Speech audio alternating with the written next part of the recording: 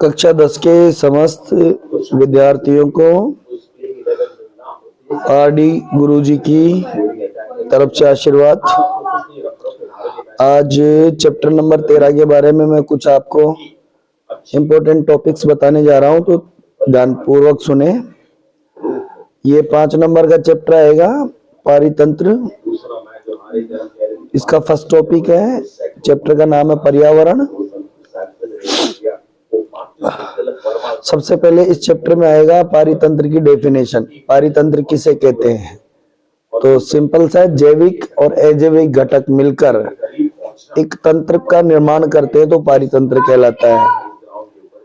इसके अतिरिक्त कितने प्रकार का होता है? 2 प्रकार का होता है। कृत्रिम पारितंत्र, जिसमें खेत, बगीचा और जल जीव जालशाला हो सकती है, और दूसरा हो सकता है अपना प्राकृतिक पारितंत्र, जिसमें स्पेशली समुद्र को सबसे स्थायी और मजबूत पारितंत्र कैसे कहते हैं।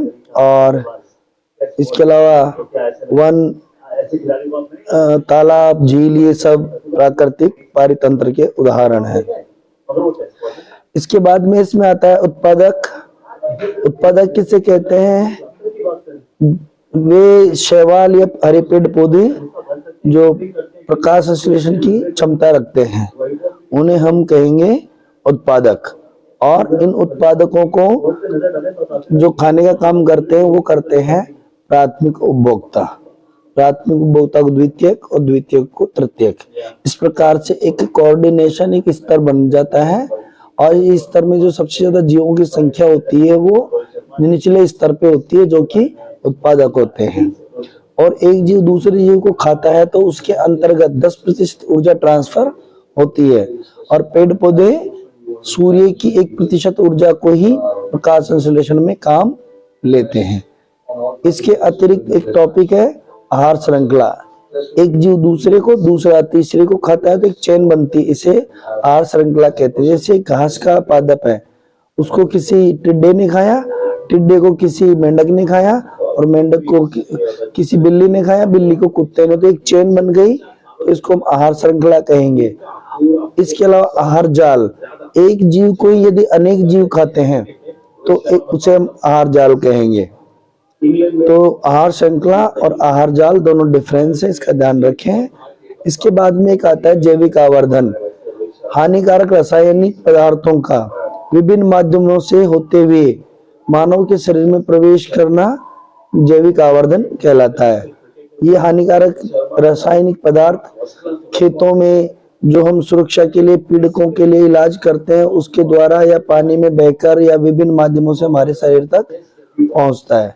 इसके बाद में आता है ओजोन परत के बारे में। मैं बता दूं, ओजोन परत है जो समताप मंडल में पाई जाती है, और यह यहाँ पर 3 ऑक्सीजन के अणु मिलकर ओजोन गैस का निर्माण करते हैं। ओजोन स्वयं एक विषैली गैस होती है, लेकिन एक चारों तरफ एक लेयर बना लेती है जो सूर्य से आने वाली हानिकारक किरणों को रोकती है और हमारी सुरक्षा करती है।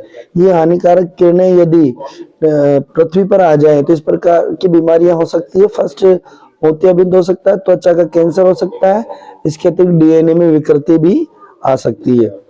ओजोन परत के संरक्षण के लिए संयुक्त राष्ट्र संघ के तत्वाधान में 1987 में मॉन्ट्रियल समझौता हुआ था, और उसमें ये निर्णय लिया गया कि 1986 के स्तर पर ही क्लोरोफ्लोरोकार्बन अर्थात CFC के उत्पादन को रोका जाएगा।